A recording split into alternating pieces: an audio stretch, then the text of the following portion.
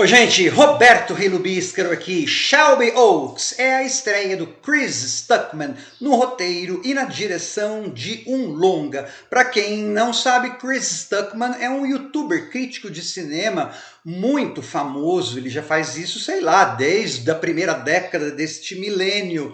Atualmente, ou desde uma época aí, ele só põe no canal filmes que ele gosta, né, para evitar falar mal, como eu faço com música. Claro que por ele ser um youtuber, as expectativas eram muito grandes, mas eu gostei da trajetória, né, do filme. Ele fez uma vaquinha online. Claro que por ele ter milhões de seguidores, ele conseguiu US$ 1 milhão. Eu tenho resenhado filmes independentes de horror de orçamento muito menor, mas beleza. Fez o filme, daí então o Mike Flanagan ficou interessado e a companhia lá, Neon, ficou interessada, deram mais dinheiro, fizeram algumas refilmagens de algumas coisas e o filme veio a público então com o selo Mike Flanagan na produção executiva. Claro que as pessoas acabam criando expectativas muito altas por conta de ser um crítico de cinema fazendo um filme, e também algumas pessoas vão já com os dentes arreganhados, né, para estraçalhar. Eu achei um filme de estreia melhor, bem melhor na direção do que na escrita, né? Eu sempre trago filme independente aqui, bem independente, e volta e meia eu falo, nossa, preciso ficar prestando atenção nesse diretor, não sei o quê. Não é o caso do Shelby Oaks, não é o caso deste diretor em particular em termos de roteiro, mas isso não significa que eu não vá assistir aos próximos filmes dele, né? Na verdade, as referências que ele usa no filme são às vezes explícitas demais, né? Eu outro dia estava pensando assim, o filme podia chamar, ao invés de Shelby Oaks, sei lá, A Bruxa de Rosemary. Mas não, eu não vou detonar mesmo, gente. Eu achei um filme assim de estreia, né? De um bom diretor que tem potencial, de um roteirista que precisa comer farinha ou precisa chamar alguém para escrever roteiro ou filmar roteiro de outras pessoas. Só que antes de continuar, gostaria de convidá-los a se inscreverem no canal Robertando, curtir os vídeos, compartilhá-los, agradeço bastante.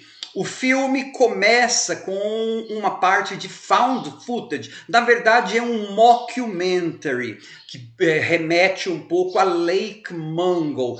Assim, como eu falei, as referências às vezes chegam ao ponto de ser quase rapinagem, né? Pegar mesmo cenas e enquadramentos de diversos filmes. Mas é assim, é uma trupe de youtubers, legal, né, que o roteiro dele, que ele escreveu junto com a esposa, fale sobre youtubers, que é uma coisa que ele entende. Então, 4 youtubers que faziam um programa de investigação paranormal desaparecem, né? Então, no começo, a gente vai ter um mockumentary, que é um documentário fake, com entrevistas, né? Aí tem alguns cameos, tal, com imagens found footage. E daí tem a irmã de uma das desaparecidas, porque assim, 3 são encontrados, a menina fica desaparecida. E a irmã dela é obcecada em achá-la. Aí eu acho que a gente tem que perdoar algumas das ações intempestivas dela depois dessa personagem, porque ela é obcecada em achar a irmã. Então, quando ela percebe depois que ela tem algumas pistas, ela vai sair intempestivamente para procurar a irmã. O que pode ser sei lá, questionado por que ela não foi para aqueles lugares antes, que eram tão óbvios, mas enfim, ela acaba caindo nas mãos dessa personagem, da irmã, que não está desaparecida, uma cópia, uma fita de vídeo com imagens que nem a polícia tinha.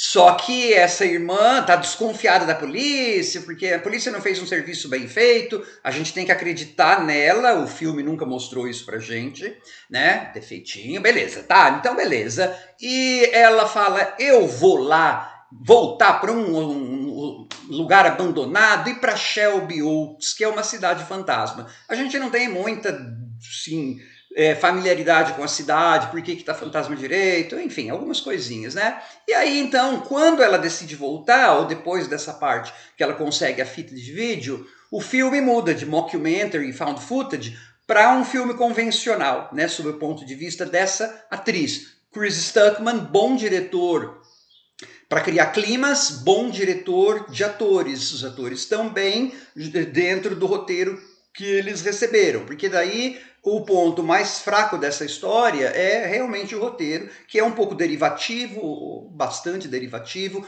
com alguns diálogos que não são assim os mais naturais, né? E tem alguns defeitos de roteiro, por exemplo, uma hora em que acontece uma coisa com uma personagem, por mais sequelada, traumatizada que ela esteja, ela poderia ter tirado aquilo da cara dela, né? Mas enfim, ela vai procurar pistas depois de 12 anos em lugares que eu acho que ela já poderia ter ido, mas enfim. E aí essas pistas vão aparecer na frente dela, né? Por isso que eu falei, o roteiro ele não é dos mais brilhantes. Agora, em termos de construção de clima, ajudado por uma cinematografia, né? Porque lembra, não é o diretor sozinho que faz tudo, mas assim, por uma cinematografia muito bonita, que é bastante climática, uma trilha sonora, uma engenharia de som bastante legais, tem alguma coisa demoníaca, né, no filme, e tem sei lá, é uma homenagem, uma herança, tem tantas homenagens aí no filme. Mike Flanagan, de vez em quando, atrás das coisas assim, você vai ter alguma coisa te espionando, né? Imagino que quem assistir a esse filme mais de uma vez, não será o meu caso, vai descobrir mais vezes a aparição dessa criatura. E aí tem, né? Ela vai descobrindo pistas, chega no final.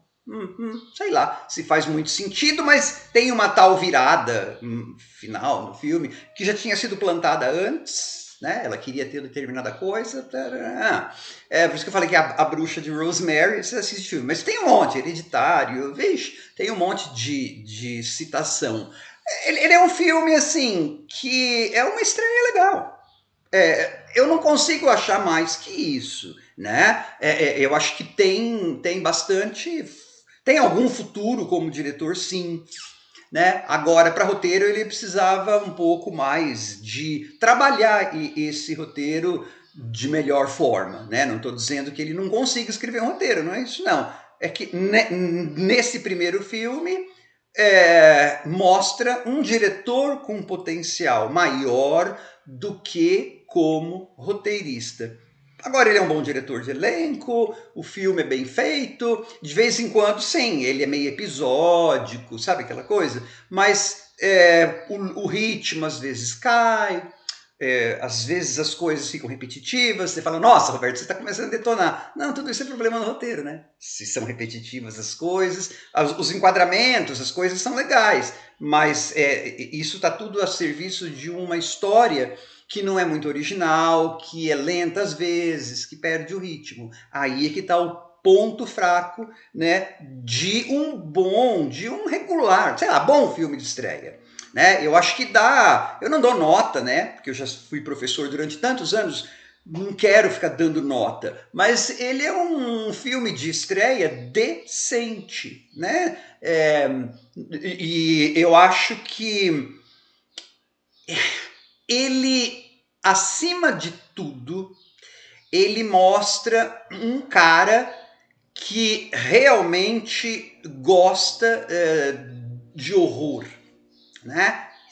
E essa paixão tá ali. Talvez por ser o primeiro filme, ele quis jogar todas as referências dele ali, né? E foi um projeto que foi sendo financiado aos poucos e blá, blá, blá, blá, blá. É um primeiro filme, né? De alguém que começou do YouTube, começou com críticas, teve que fazer uma vaquinha online, blá, blá, blá. Depois o filme foi refilmado, algumas partes foram refilmadas para colocar um pouco de sangue, né? Então você tem, e de qualquer forma é um filme de baixo orçamento ainda, né? É de maior orçamento do que vários que eu mostro aqui indie, mas ainda é de baixo orçamento. Então você vai ter lá, computação gráfica às vezes não é muito das melhores, ok? Não é culpa dele, né? É o dinheiro que tinha ali. Agora, eu já resenhei filmes com um orçamento bem menor, que eram melhores no roteiro e na direção, mais criativos, né?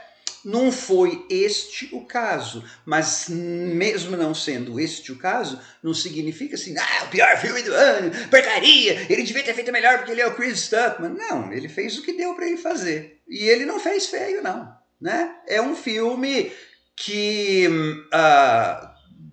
provavelmente vai permitir com que ele faça mais coisas, talvez filmando outros roteiros. E o que há de errado nisso? Absolutamente nada, né? Tchau.